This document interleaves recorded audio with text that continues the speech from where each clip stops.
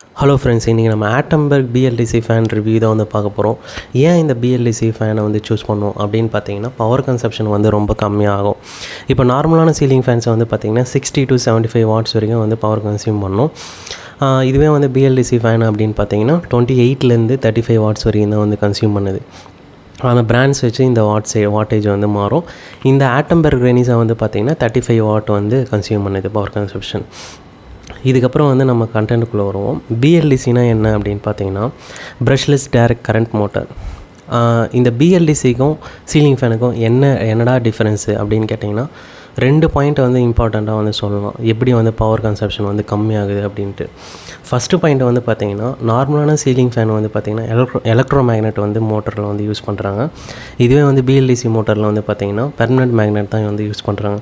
Second point வந்து பார்த்திங்கன்னா, ceiling ஃபேனில் வந்து AC மோட்டார் வந்து யூஸ் பண்ணுறாங்க. BLDCயில் வந்து பார்த்திங்கன்னா டேரெக்டாகவே வந்து ப்ரஷ்லெஸ் DC என்ஜின்ஸ் வந்து யூஸ் பண்ணுறதுனால பவர் கன்சப்ஷன் வந்து கம்மியாகுது. அதுக்கப்புறம் வந்து எக்ஸ்ட்ரா ஒரு அட்வான்டேஜ் அப்படின்னு பார்த்தீங்கன்னா, காப்பர் ஒயர்ஸ்லாம் வந்து திக்காகவே வந்து யூஸ் பண்ணுறாங்க. இப்போ அன்பாக்ஸ் பண்ணும்போது பார்த்தீங்கன்னா, சீலிங் ஃபேனில் வந்து என்னென்ன காம்போனன்ட்ஸ் இருக்குமோ அதே காம்போனன்ட்ஸ் தான் இங்கே இருக்குது.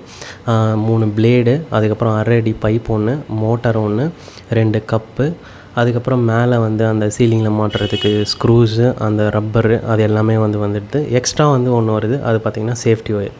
இது உண்மையிலேயே வந்து பிடிச்சிருந்தது. இந்த சேஃப்டி ஒயர் கொடுத்தது. இந்த சேஃப்டி ஒயரை வந்து எப்படி ஃபிக்ஸ் பண்ணணும் அப்படின்னு வந்து பார்த்தீங்கன்னா, இப்போ ஏற்கனவே வந்து அவங்க கொடுத்துருக்காங்க. அது ஃபுல்லாக இப்போ வந்து நான் வந்து கழட்டி எடுத்துகிட்டு பார்த்தீங்கன்னா, இந்த 1/2 அடி பைப்பில் வந்து ஏற்கனவே 2 கப்பு வந்து போட்டாச்சு. அந்த பைப் எடுத்துன்னு வந்து இந்த மோட்டர் மேலே வச்சுட்டு, அந்த கீழே வந்து பார்த்திங்கன்னா ஒரு ஹோல் மாதிரி கொடுத்துருப்பாங்க. அந்த ஹோல் வழியாக விட்டு வெளியே எடுத்துக்கிறோம். அந்த ஒரு எண்டை வெளியே எடுத்துன்னு வந்து திருப்பியும் வந்து பார்த்திங்கன்னா, அந்த 1/2 அடி பைப்லேயே வந்து பார்த்திங்கன்னா ஒரு ஒயர் போகிறதுக்கு வந்து ஒரு ஹோல் கொடுத்துருப்பாங்க பார்த்தீங்களா, அதில் வழியாக வந்து விட்டு மேலே வந்து நம்ம இந்த எண்டை வந்து எடுத்துக்கிறோம். மேலே அதே வழியாக தான் வந்து நம்ம ஒயரையும் வந்து விட போகிறோம். இப்போ வந்து எடுத்தாச்சு. மேலே வந்து பார்த்திங்கன்னா ஏற்கனவே ஒரு கப்பும் இருக்குது. அந்த கப்பையும் வந்து நம்ம கழட்டி எடுத்துடுறோம் ஃபஸ்ட்டு. எடுத்துகிட்டு இப்போது அந்த எட்ஜை வந்து ஃபுல்லாக வந்து கீழே வந்து தள்ளி எடுத்தாச்சு. இப்போ திருப்பியும் வந்து அந்த கீழே வந்து மேலேருந்து ஒரு சின்ன ஓட்டை வந்து கொடுத்துருப்பாங்க. அந்த ஓட்டை வழியாக விட்டு நம்ம எடுத்தாச்சு இந்த சேஃப்டி ஒயரை. திருப்பியும் வந்து நம்ம என்ன பண்ண போகிறோம் அப்படின்னா, ஒயரை வந்து அதே மாதிரியே வந்து கீழே இருந்து விட்டு மேலே எடுத்து அந்த முனையை வந்து திருப்பியும் அந்த மேலேருந்து ஒரு கீழே ஒரு ஹோல் கொடுத்துருப்பாங்க பார்த்திங்களா, அது வழியாக வந்து நம்ம விட்டு எடுத்துக்கிறோம். இப்போ ரெண்டுமே வந்து ஒவ்வொரு இப்போ வந்து அந்த மோட்டர் கூட வந்து நம்ம இந்த பைப்பை வந்து ஃபிக்ஸ் பண்ண போகிறோம். அதுக்கு வந்து அந்த ஸ்க்ரூவும் போல்டும் வந்து எடுத்து அதை ஃபிக்ஸ் பண்ணியாச்சு.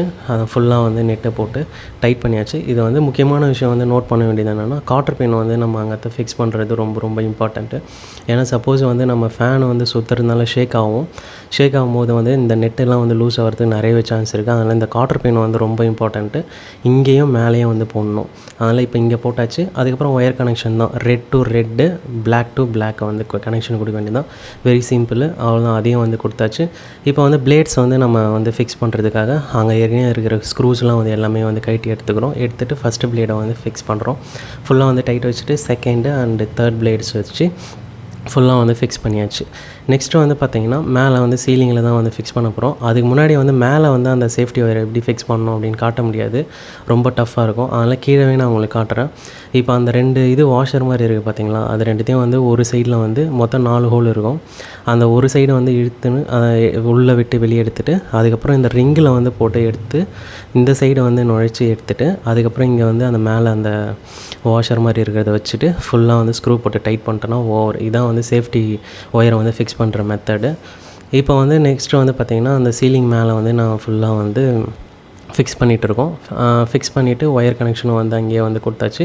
இப்போ வந்து பார்த்திங்கன்னா சேஃப்டி ஒயரை வந்து அந்த ரிங்கில் விட்டு வெளியே எடுத்து ஃபிக்ஸ் பண்ணியாச்சு. நெக்ஸ்ட்டு வந்து பார்த்திங்கன்னா ரிமோட்டு எல்லாமே வந்து ஒவ்வொரு ரிமோட்டையும் வந்து செல்லாம் போட்டு செக் பண்ணி பார்க்குறோம். சூப்பராகவே வந்து ரன் ஆச்சு. LED லைட்டு வேறு சூப்பராகவே இருந்தது. இதனுடைய ஏர் ஃப்ளோ எப்படி இருந்ததுன்னு கேட்டிங்கன்னா நல்லா தான் இருந்தது. இதில் இருக்கிற ஒரு குட்டி ட்ராபேக்கை நாங்கள் என்ன ஃபீல் பண்ணுறோம் அப்படின்னா, ஃபேனுக்கு ஸ்ட்ரெயிட்டாக கீழே உட்காரும் போதும் கொஞ்சம் வந்து அந்த ஆங்கிள் தாண்டி உட்காரும் போது வந்து நல்லாவே இருக்குது. அதுக்கப்புறம் சவுத்து சைடு வரைக்கும் போகும்போது பார்த்திங்கன்னா அந்தளவுக்கு ஏர் ஃப்ளோ இல்லை. ஏன் சொல்கிறேன் அப்படின்னா, இதுக்கு முன்னாடி யூஸ் பண்ண நார்மல் சீலிங் ஃபேனில் வந்து அந்தளவுக்கு காற்று ஃப்ளோ இருந்தது. ஆனால் இதில் அந்தளவுக்குலாம் இல்லை, சவுத்து சைடு வரைக்கும் கவர் பண்ணலை.